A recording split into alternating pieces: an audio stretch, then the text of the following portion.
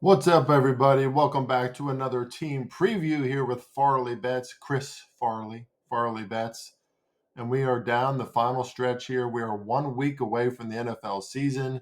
We have about 9 teams left to give a team preview on. Very excited to get close to week one. We will surely, most likely, have more bets for my paying subscribers. And again, if you're interested in becoming a paying subscriber here to Farley Bet Substack, the buttons are all over this page, all over this channel, and I do not think you will be disappointed. We won 23 units last season in another circuit contest, and feeling very confident about our understanding of this sport. Next up is my New York Giants. And if you think I'm going to be biased in a positive way about my New York Giants, don't worry, you'll see that that's not the case. However, I do think that the Giants have some very interesting things happening this season, like way more interesting than previous seasons. And first and foremost is the quarterback position. Was never a fan of Daniel Jones, watched his lack of pocket presence for years and years on end. Um, you don't have to be a quarterback whisperer to see that the guy just isn't very good under pressure. I've talked about that at length. I talked about that yesterday with Ryan Reynolds. We had a great conversation.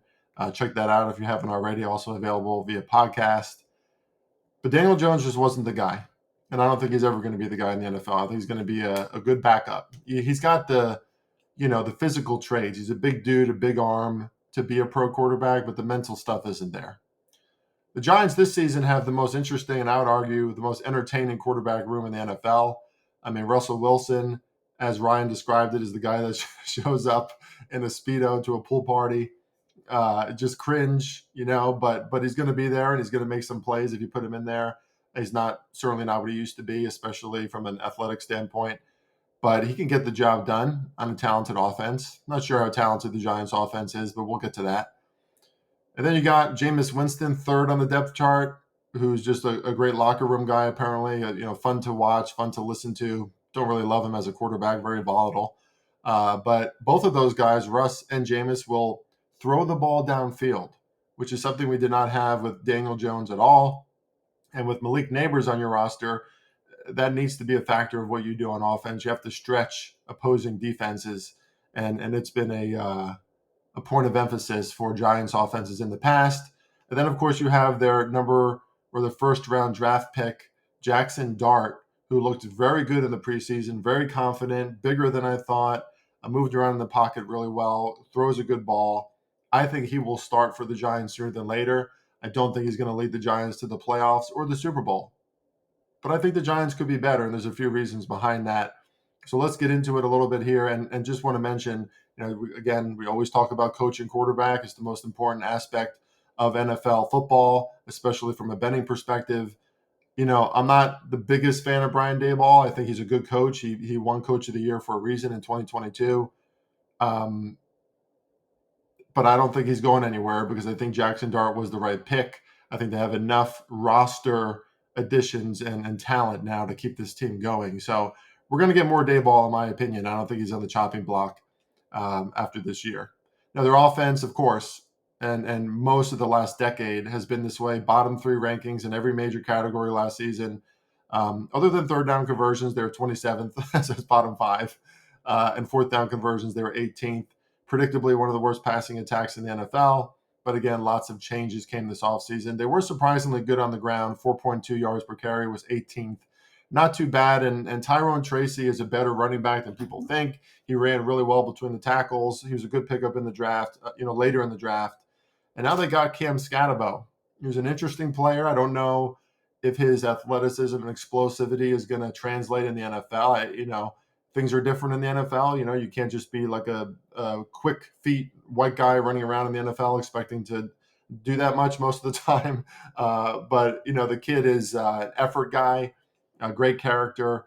Was extremely excited to come to the Giants. So I think he'll be a great addition to the team as far as just a good player, but he won't necessarily be their starting back.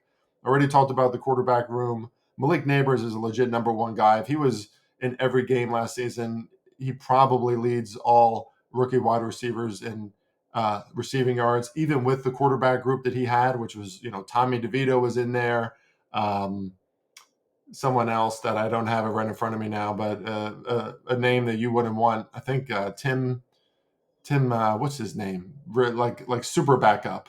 It'll come to me eventually, maybe, but it wasn't a good quarterback room, and of course Daniel Jones uh, was still in there for a moment. So Malik Neighbors has incredibly high ceiling. I'm not a fantasy guy, but with this quarterback room, I like him a lot more. The Giants' tight ends are the most shallow, I would argue, in the NFL. Theo Johnson and Daniel Bellinger. Got to do better than that, Giants. I don't know how much you're going to get out of that position. Bellinger's a good blocker, but neither of these guys jump off the screen as someone who's going to be extremely productive. And lastly, their offensive line is still a problem. It's a big problem. Andrew Thomas on the left side is obviously like he's a Pro Bowler. He's one of the better tackles in the NFL.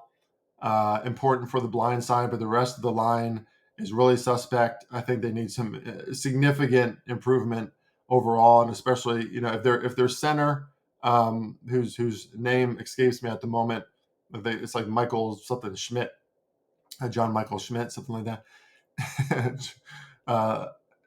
If he can improve his game, and he has been showing better things, then at least they have the left side to work with. But the Giants don't do enough for their offensive line. It's been a thorn in their side for a long time, and I think it continues to be that way this season. Now, if you got a guy like Jackson Dart who can move around well in the pocket, that could mitigate some issues. Because I don't think Russell Wilson is going to mitigate those issues anymore. Now, last season defensively, fifth best team in sacks. Much to improve on otherwise in passing defense. Bottom three in most areas of their pass defense, average to below average in most team categories. Surprisingly good in the red zone. They were top 10 against opponents in the red zone.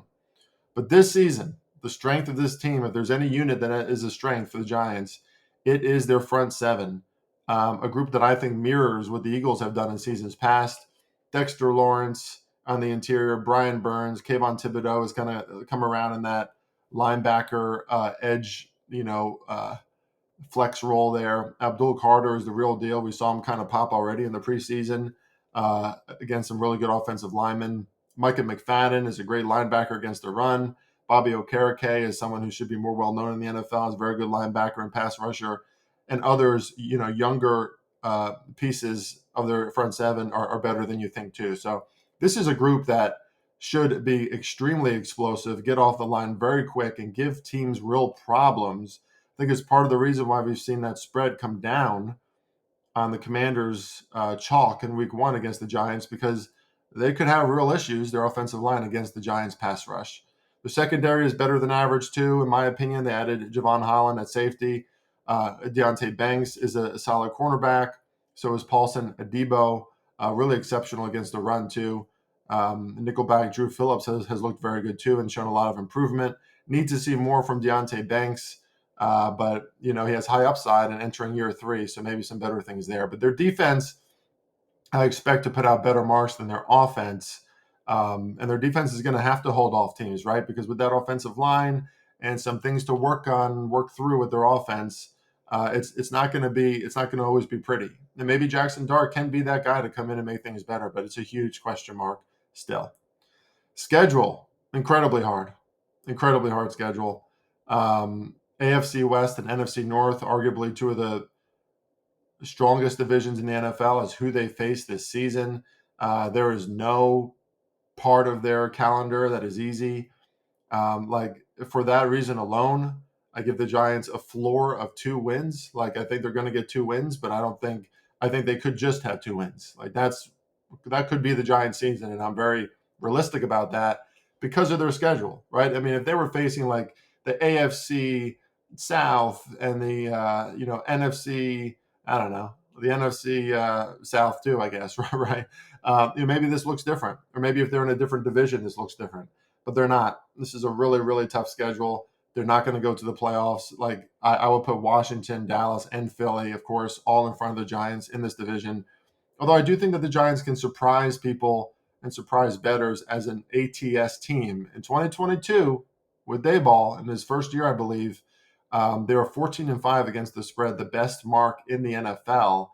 And they have the ingredients to be that same sort of team, a better than you think defense, good at rushing the quarterback, and a quarterback and system that sets up better for Daboll and what he likes to do. So I do think this is a good ATS team. I don't know if there's a lot of wins coming along with that. I do still lean over 5.5 wins. We're seeing that juiced at sports books, but I can't take that. Like I said, I could see a 2-win season coming in here. I do think the Giants surprise a few teams. Like I think they could get Dallas and Washington once.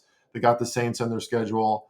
Not every single game is going to be hard. I mean, they Vegas they can beat, so they're going to be right there probably like 4-5 at a certain point, maybe come December.